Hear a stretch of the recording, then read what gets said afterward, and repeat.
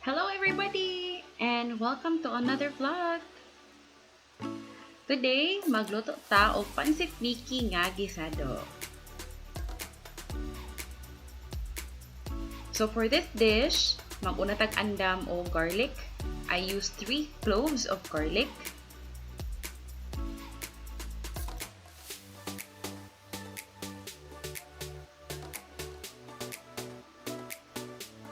And 1 red onion. If you would like to use more garlic and more onion, then that's fine. That would depend on how much of the pansit that you will be cooking. And if you'd like to use yellow onion or white onion as they call it, then you can also do that. We'll just be chopping the garlic and the onion finely. Next is carrots. If you have sayote or naamoy sayote, ganahan mo mosagon og sayote, then pwede ra po ninyo gamiton. Napod sila ginatawag nga mushroom sa wet market nga ilang gitawag og tenga ng daga. It's a black dehydrated mushroom. Pwede po na ninyo siya nga i-add. So sa wet market, naay duha ka variation sa pansit nga Miki, red and green. Usually ang ginapalit sa mga tao kay ang red. Dali kay siya mahurot mo nang ang green na lang mo ako ang napalit pag pangumpra na mo. The green version is medyo tambuko na iyang noodle mo siya mo gamiton para sa lomi. After sa carrots, kay bell peppers. Bell pepper di ay singular. Usara man din akong gigamit kay. Sunod kay cabbage or repolyo. Pwede niyo gamiton ang 1 whole nga repolyo. Depende ra gid sa kung unsa kadaghanon ang utanon nga inyong ganahan sa inyong pansit.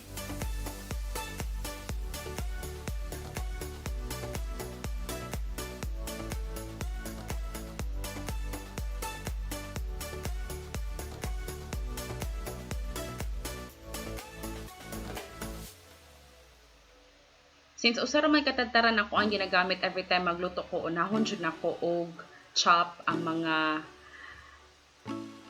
utanon, ang kaning garlic, onion before nako i-chop or before nako gamitan sa kaning subak. And yes, struggle kaayo basta habol ang imuhang kutsilyo.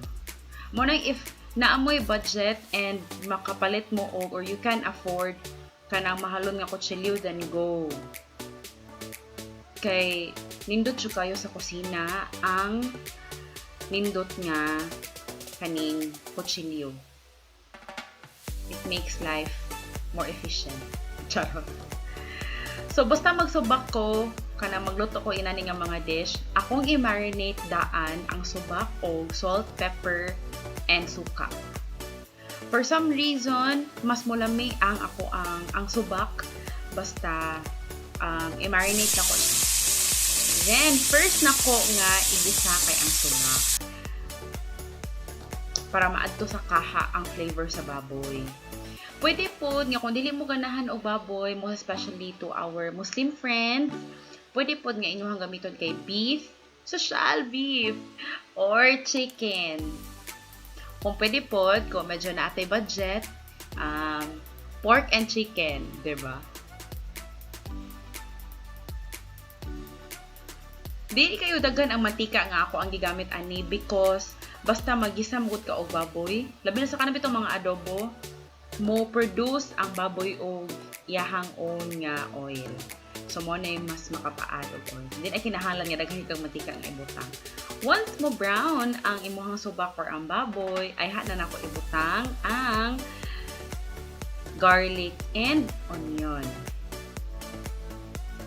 Then once you notice nga mo translucent na ang onion or mo hatag na siya og humot, ay na nako sugod ibutang ang carrots. Then magic sarap, oyster sauce, soy sauce, and then to balance it out, gamay nga suka. So, sa kani nga stage of cooking, dili na ko siya butangan og sobra nga suka, kanang oyster sauce, kanang flavorings because mabutang ang manggutag water later. So, pwede na nato i-adjust ang ato ang timplada later on. After ana, kaibutang ang bell pepper.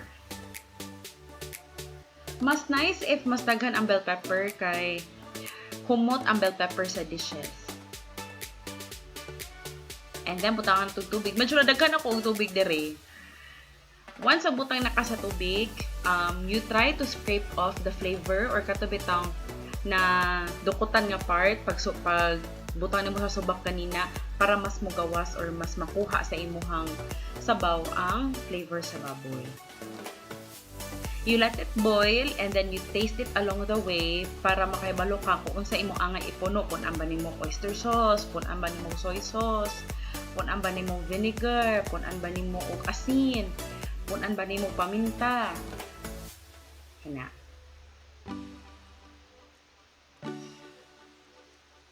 Once boiling, ato nang i-add ang pansit. So, sa mga pansit Miki, ako ang hugasan daan ang pansit before na ako siya ilunod sa kaha. So, ako na nakatunan sa kong mama kay, according to her, na ay certain nga flavor ang pansit nga Miki nga pre-packed. Which is true na siya gitawag nga ngilngig factor. Basta dili siya hugasan before nimo siya lutoon. Once maboil na po na siya, ilunod o apil ang repolyo.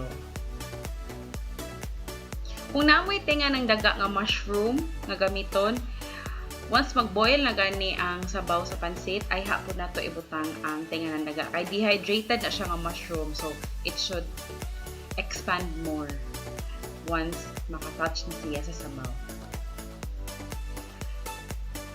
Para mulapot ang pansit, I also added slurry or cornstarch and water mixture. You let it boil and then you can add more slurry if dili pa kayo ka-contented sa lapot aning imong sabaw. Just like what I did. Ako siyang gipunan, hindi pa ko content to.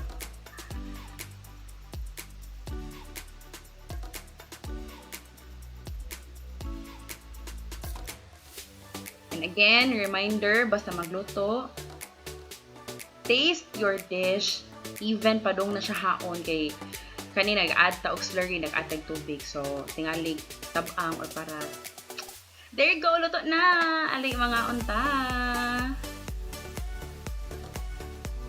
Thank you so much guys for watching and I hope you enjoyed our recipe. Stay safe everyone!